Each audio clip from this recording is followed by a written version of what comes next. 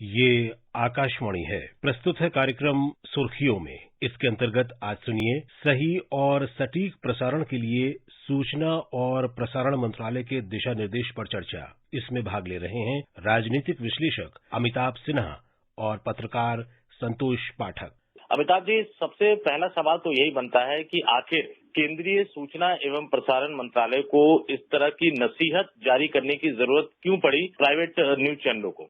देखिए, सरकार का कहना है कि ये निहायत ही जरूरी और एक ऐसे समय में उठाया गया कदम था जिसमें चैनलों को ये नसीहत देनी जरूरी थी कि जब दुनिया भर में यूक्रेन रूस युद्ध में उलझे हुए हैं और दुनिया भर के देशों की नजर भारत पर है कि भारत क्या पहल करता है, ऐसे में जो हेडलाइंस चल रही हैं, जो एक्सपर्ट्स कह रहे हैं, जो बातें कही जा रही हैं, उससे संदेश गलत जाता है। उससे जो भारत के अपने निजी संबंध है उन देशों के साथ, चाहे वो दुनिया के पश्चिम के बड़े राष्ट्र हो, भारत के पड़ोसी देश चीन हो, इन सब के साथ संबंधों पर असर पड़ता है। कई चैनल्स ऐसी स्टोरी करके चला रहे थे जिसको लेकर काफी मुश्किलें सरकार के लिए पैदा हो रही थी दुनिया भर में अपने स्टैंड को बनाए रखने में और अपनी बातों को आगे रखने में। इसको लेकर सरकार काफी चिंतित थी। और दूसरी बात, जो दिल्ली के एक इलाके में जो घटना हुई उसको लेकर सरकार चिंतित थी क्योंकि कई सांप्रदायिक बातें उसमें खुलकर सामने आ रही थी। तो सरकार की चिंता अपनी थी। सरकार नहीं चाहती थी कि जो भी टेलीविजन चैनल दिखाए वो किसी बैड टेस्ट में हो और डिसेंसी को से अलग हटके हो। और फ्रेंडली कंट्रीज को हम लोग जो टेलीविजन चैनल्स हैं वो किसी तरह से फ्रेंडली कंट्रीज को नाराज न करें अपने इनसाइड स्टोरीज की बातें करके जिनका कोई आधार नहीं है।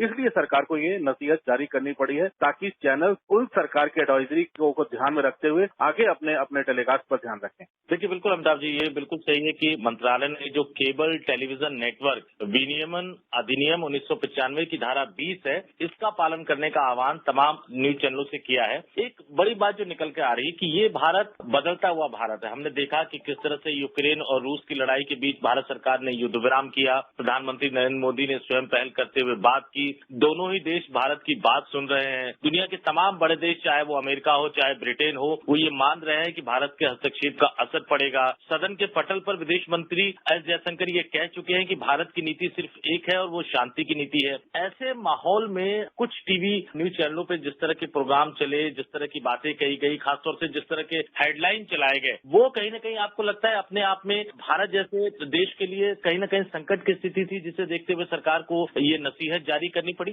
अगर जो चैनल चला रहे हैं, जो खबरें जिसको वो अंतर्राष्ट्रीय स्तर पर इनसाइड स्टोरी करके चला रहे हैं, उसमें कई फॉल्स क्लेम होते हैं, गलत दावे होते हैं, उसमें कई ऐसी चीजें होती है जिन अंतर्राष्ट्रीय पर्सनालिटी को, अंतर्राष्ट्रीय एजेंसीज को और जो लोग इसमें इन्वॉल्व है उनको गलत तरह से मिसकोट किया जा रहा है। ये सरकार के पास, सूचना प्रसारण मंत्रालय के पास एक एक ऐसी बातें हैं जिसमें ये चीजें नजर आ रही थी। दूसरी जो सबसे बड़ी बात है वो स्कैंडलस हेडलाइन जिसको सरकार ने, और टैगलाइन जिसकी सरकार ने पूरी लिस्ट बनाई हुई है जिन चैनलों पे ये ज्यादा दिखा है, जो कि पूरे न्यूज आइटम से बिल्कुल कोई उनका संबंध ही नहीं होता था, कोई सरोकार नहीं होता था। और सबसे बड़ी खास बात है कि कई जर्नलिस्ट और न्यूज एंकर्स, सरकार का मानना है, जो इन चैनलों में थे वो काफी फैब्रिकेट कर रहे थे और ऐसे स्टेटमेंट बना रहे थे जो तथ्यों से परे था। तो सरकार के लिए बड़ी मजबूरी, क्योंकि आपको याद होगा, आप जैसा आपने कहा संतोष, की प्रधानमंत्री पहले ऐसे शासनाध्यक्ष थे जिसने सबसे पहले राष्ट्रपति पुतिन को फोन किया था। युद्ध छिड़ने के 24 घंटे के भीतर उन्होंने राष्ट्रपति जेलेंस्की से भी बात की थी यूएन को फोन कर। और शायद यही कारण है कि भारत अब इन दोनों से संबंधों के कारण ही भारत अपने लोगों को मुश्किल इलाकों से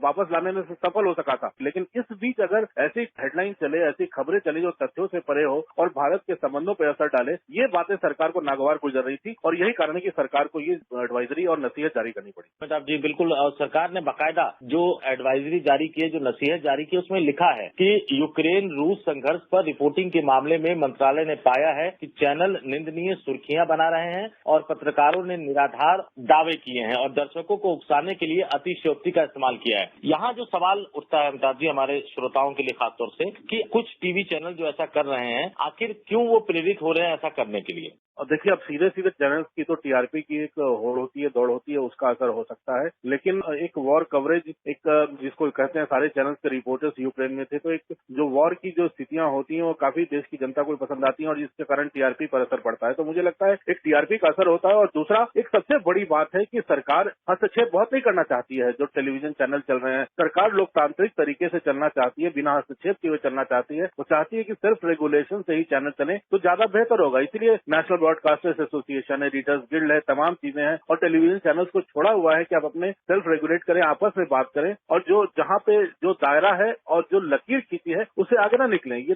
सेल्फ रेगुलेशन से बाहर जब बात निकलती है तब सरकार को हस्तक्षेप करना पड़ता है। और अमिताभ जी, एक पुरानी बहस फिर से खड़ी हो गई है। जो आत्म अनुशासन की जो बात कही जाती थी, जो सेल्फ रेगुलेशन की बात कही जाती थी, हमने देखा कि पिछले करीब 15 से 20 सालों में जब से टीवी न्यूज इंडस्ट्री बहुत ज्यादा बढ़ने लगी तो कई बार इस तरह का विवाद उठा और अंततः सरकार ने ये तय किया कि नहीं, जो न्यूज चैनल्स है, जो टीवी चैनल्स है, जो चौथा स्तंभ है लोकतंत्र का, उनको खुद अपने नियंत्रण का जो धारा है उनको तय करना चाहिए कि कहां तक उनको बढ़ना है और कहां से आगे उनको नहीं जाना चाहिए। तो ये सेल्फ रेगुलेशन को लेकर एक तरह से आम सहमति है सरकार के अंदर और तमाम संवैधानिक संस्थाओं के अंदर। लेकिन इस तरह की जो घटनाएं होती है, जब आप जहांगीरपुरी जैसी घटनाओं को उठाते हैं, कहीं न कहीं लगता है कि जो डिबेट है, जो हेडिंग बनाई गई है, जो शो का प्रोमो बनाया गया है, वो कहीं न कहीं गलत है। जब आप रूस और यूक्रेन जैसे युद्ध की स्थिति में आते हैं, उस समय जिस तरह से खबरें चलाई जाती है, जिस तरह से उसको विस्तार दिया जाता है, फैलाया जाता है, तो एक बार फिर से वही विवाद खड़ा हो गया है कि अगर आप सेल्फ रेगुलेट नहीं कर पा रहे हैं अपने आप को, तो फिर क्या विकल्प है? देखिए, अगर सेल्फ रेगुलेट नहीं कर पा रहे हैं तो मुझे लगता है तभी सरकार ने ये एडवाइजरी और नसीहत जारी की है संतोष। और सिर्फ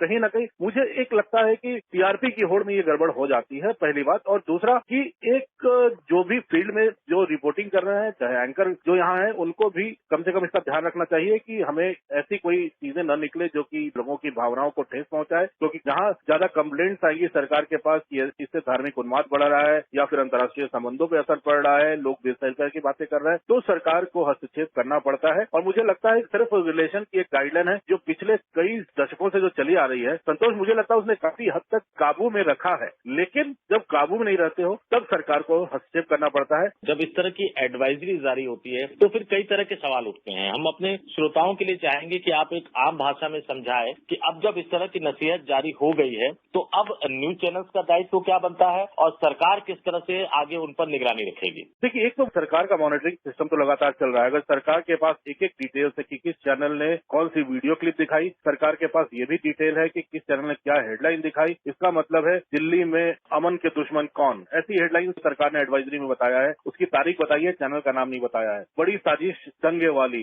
इस तरह की खबरें हैं। तो ये अगर रूस यूक्रेन कॉन्फ्लिक्ट के ऊपर ऐसी हेडलाइन सरकार ने दी है तो मुझे लगता है संतोष की अगर सरकार ने इतनी बड़ी डिटेल स्टडी तैयार की है तो जिन चैनल्स को इशारा किया है उनको भी अब समझ में आ रहा होगा कि अब ज्यादा लकीर से बाहर जाने का फायदा नहीं है। तो मुझे लगता है कि धीरे धीरे स्थितियां काबू में आएंगी। और क्योंकि सरकार को हस्तक्षेप करना पड़ा, ये बात सोचने वाली है कि ऐसा हस्तक्षेप करने की नौबत आने वाले दिनों में नहीं होनी चाहिए। हम भी जिम्मेदारी से इस एडवाइजरी का और अपने अनुशासन का और अपनी जिम्मेदारियों का पालन करें तो ज्यादा बेहतर होगा। देखिए, बिल्कुल अमिताभ जी, एक सवाल यहाँ पे उठता है। जब हम टीवी चैनल्स की खासतौर से जो फंक्शनिंग और कार्यप्रणाली को देखते हैं तो 3 महत्वपूर्ण स्तंभ होते हैं। खासतौर से जिस तरह के प्रोग्राम को लेकर मंत्रालय ने बाकायदा कोट किया है कि रिपोर्टर जो कि फील्ड में मौजूद है, एंकर जो कि एंकरिंग कर रहा है और वो प्रोड्यूसर जो उस प्रोग्राम को प्रोड्यूस कर रहा है, जो उस प्रोग्राम को बना रहा है। क्या टीवी चैनलों को कुछ ऐसा भी मैकेनिज्म बनाना चाहिए कि इन तीनों तक कम से कम वो बात पहुंचे जरूर कि उनको क्या बोलना है, कितना बोलना है, कहां तक बोलना है, क्या दायरा है और किससे आगे उनको नहीं जाना है? क्या इस तरह जो सेल्फ रेगुलेशन की जो बात कही जा रही है उसमें टीवी चैनलों को अपने आप को और अपने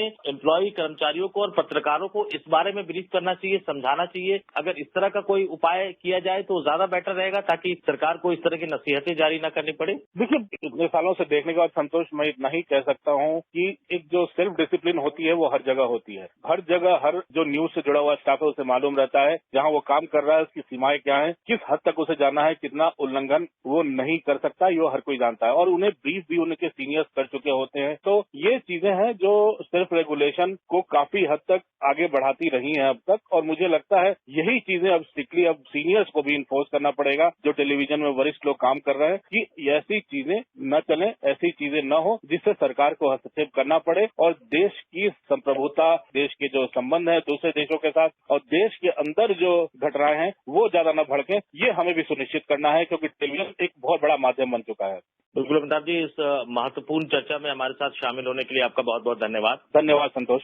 अभी आप सुन रहे थे सही और सटीक प्रसारण के लिए सूचना और प्रसारण मंत्रालय के दिशा निर्देश पर चर्चा। इसमें भाग ले रहे थे राजनीतिक विश्लेषक अमिताभ सिन्हा और पत्रकार संतोष पाठक। ये कार्यक्रम आकाशवाणी के समाचार सेवा प्रभाग द्वारा प्रस्तुत किया गया। इसे आप हमारे mobile app news on AIR और YouTube channel news on AIR official पर भी सुन सकते हैं। इस कार्यक्रम के संबंध में अपनी प्रतिक्रिया आप हमें ईमेल कर सकते हैं। पता है AIRNSDtalks@gmail.com।